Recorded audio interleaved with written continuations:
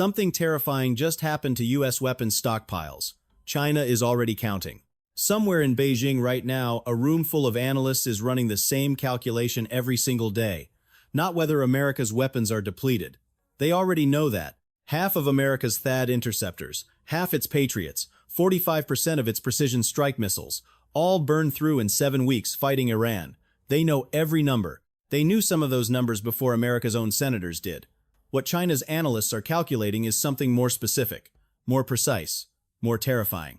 They are calculating the exact date when America's Pacific weapons stockpile crosses below the threshold needed to credibly defend Taiwan. Not the date America runs out, the date America no longer has enough to win. And according to 3 separate analyses published this month by The Diplomat, Time magazine, and Asia Times, that threshold calculation is happening right now, in real time, inside the PLA, inside China's strategic planning apparatus. A professor at the SOAS China Institute in London asked the question publicly that nobody in Washington wants to answer. He said, will Xi be tempted to take advantage of US potentially exhausting smart munitions and attack Taiwan even if the PLA is not fully ready? Then he gave a one-word answer: possible. That word, from one of the world's leading China experts. Published in Time magazine, is the most important word in geopolitics right now. Tell me in the comments, do you think China sees this as an opportunity, or is it still deterred? Here is the detail that should stop every American cold. China's military intelligence apparatus knew the state of America's weapons stockpile before many American senators did. Time magazine confirmed questions about U.S. weapons reserves were raised during a closed-door briefing between senior Trump administration officials and members of Congress. Closed door. Secret briefing. American senators learning classified information about how depleted their own military's magazines were. China did not need a classified briefing. China had been tracking America's munitions expenditure rates in real time through satellite imagery, open-source procurement data, and its network of intelligence assets throughout the Iran war. The Mizar Vision satellite company, confirmed by the U.S. Defense Intelligence Agency to be monitoring American military movements and sharing data with Iranian forces, was also building a real-time picture of American defensive operational patterns that feeds directly into China's own military planning. The CSIS report that shocked Washington when it was published April 24th, confirming at least 45% of precision strike missiles gone, half of THAAD, half of Patriots, was not a shock to China. China already had those numbers. What the CSIS report did was confirm that America's own analysts had finally caught up to what China already knew. China has been counting America's missiles since the first one was fired on February 28th. Every Tomahawk that hit an Iranian target, every Patriot interceptor that destroyed an Iranian drone, every THAAD missile that burned through its magazine. China logged every one and updated the Taiwan calculation accordingly. Here is the strategic concept that most coverage is missing entirely, and it is the key to understanding why China's counting matters so much. China is not waiting for America to run out of missiles. 0 is not the threshold China is measuring. China is measuring a different number entirely. The number China needs to know is how many American interceptors, cruise missiles, and precision weapons does America need in the Pacific to make a Taiwan invasion unacceptably costly. Not impossible, unacceptably costly. China's war planners have run this calculation in simulations for 20 years. They know approximately how many DF-21Ds they need to fire to saturate American carrier defenses. They know how many Tomahawks America needs to credibly strike PLA rocket force missile launchers in the opening phase of a conflict. They know how many THAAD interceptors America needs to have operational to protect Guam and Japanese bases from ballistic missile attack. And they know because the CSIS report told everyone that America is now below some of those thresholds.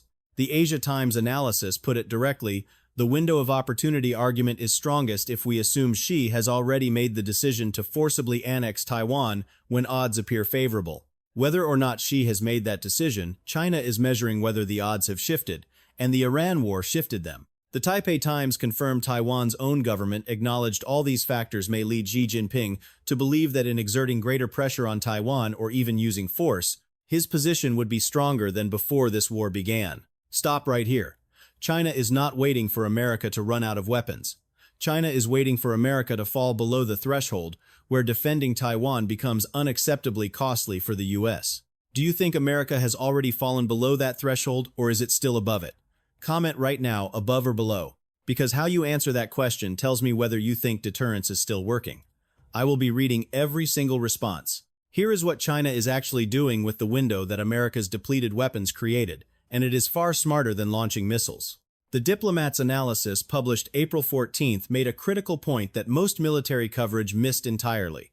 Armed invasion is not the only means by which China can pursue unification. The U.S. intelligence community's own 2026 annual threat assessment judged that Chinese leaders do not currently plan to execute an invasion of Taiwan in 2027. But the same assessment said China is probably seeking to set the conditions for eventual unification with Taiwan short of conflict.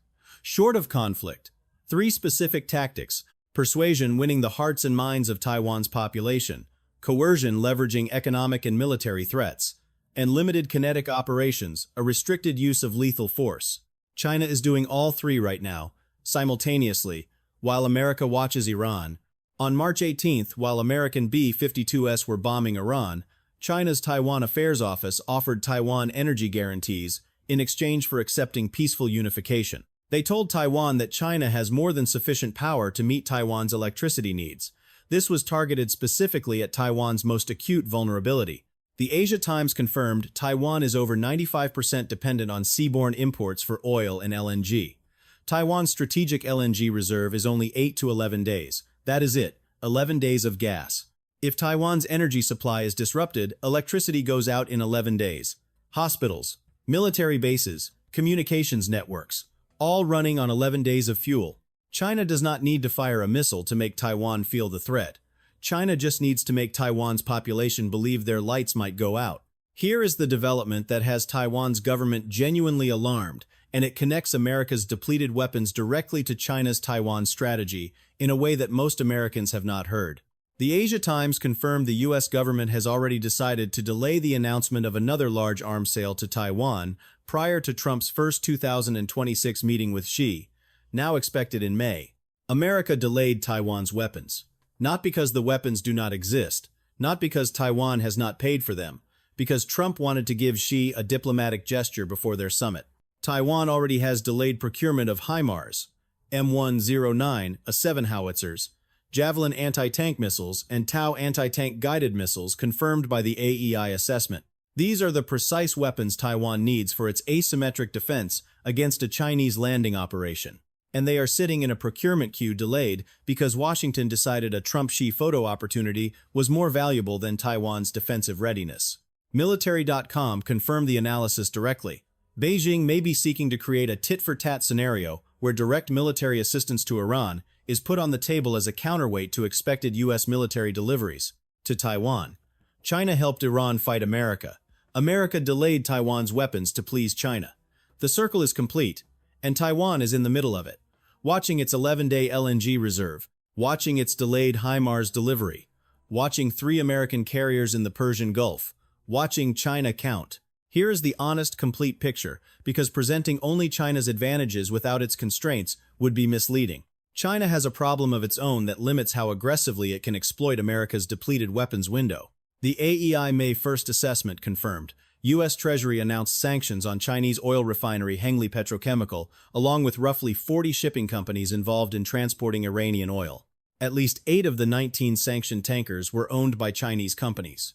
China has been buying 80 to 90% of Iran's oil. The sanctions cut those companies off from the American financial system. Simultaneously, the Iran war and Hormuz closure have disrupted China's energy supply. China's teapot refineries, which account for roughly a quarter of China's total refining capacity, operate on thin margins and rely on heavy discounts from sanctioned Iranian oil to stay profitable. Without that cheap oil, their margins drop below zero.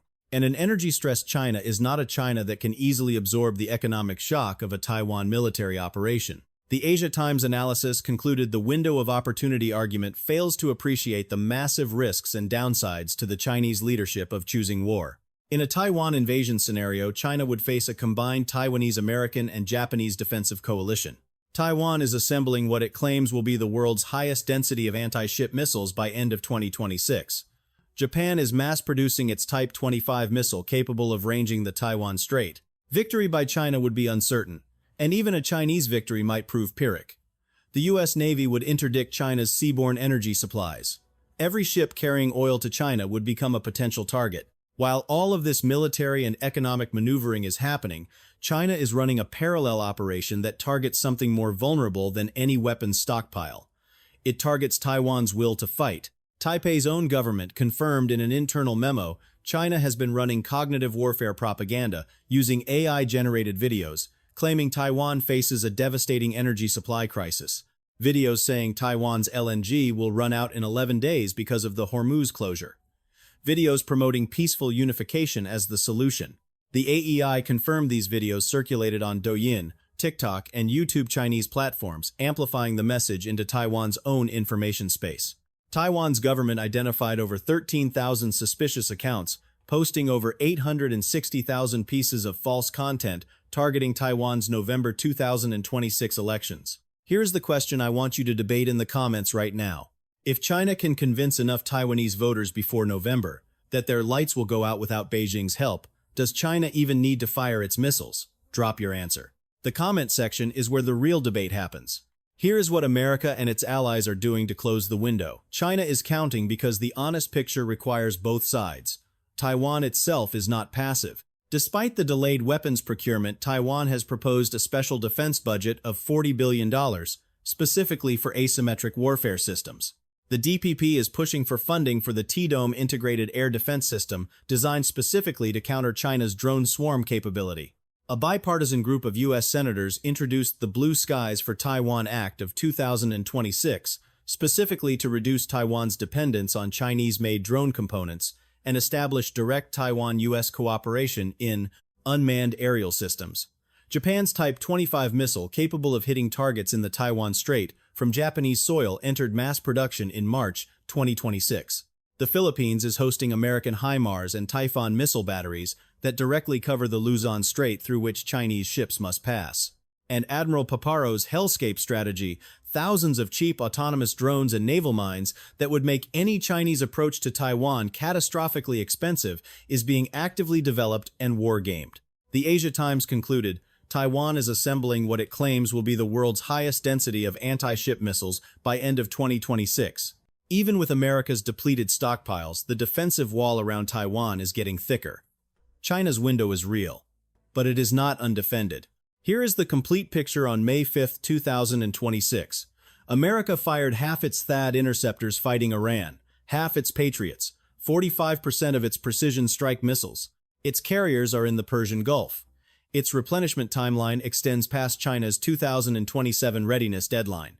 China knew every one of those numbers before America's own senators did. China is calculating the specific threshold at which defending Taiwan becomes unacceptably costly, and updating that calculation daily.